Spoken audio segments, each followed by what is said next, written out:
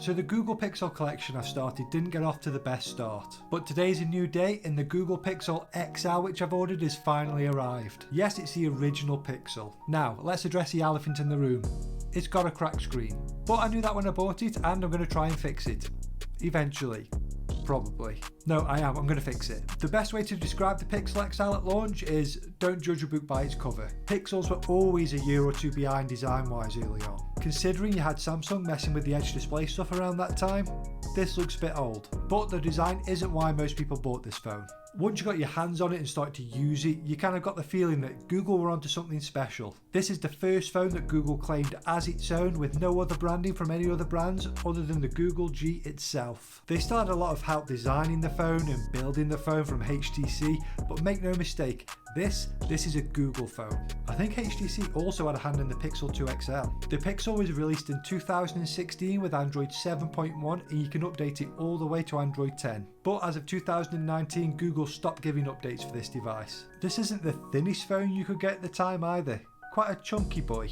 It was quite thick and it has like a wedge shape to it. I don't know if you can see that. This is a metal and glass build, and some of the key design choices with the glass at the top and the metal at the bottom. This will go on to become an iconic Pixel that can be used across various future phones. At the time the design split people, but I think as time's gone on, people that didn't like the design have been proven wrong. Because let's face it looks amazing. And a small part of the design which people loved I have to mention, the textured power button. There's no wireless charging. This is still pretty early on the wireless charging timeline.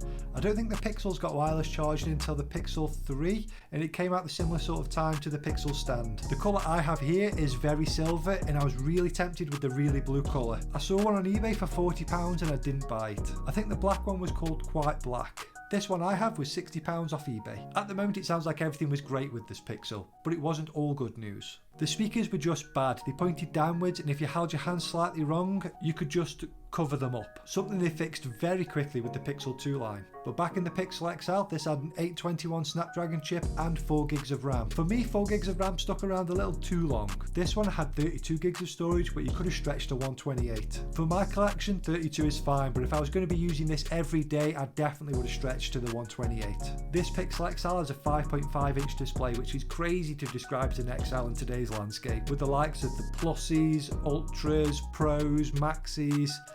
This is mini compared to them. It's got a 3450 mAh battery.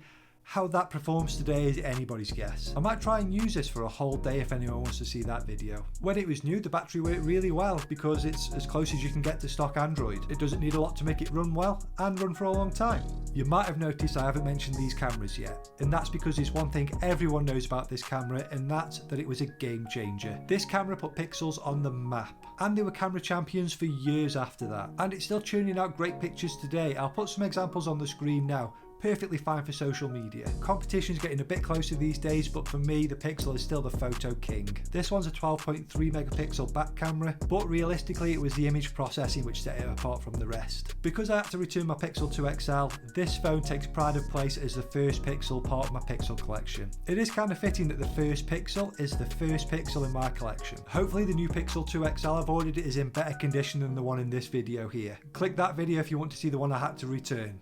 Thanks for watching.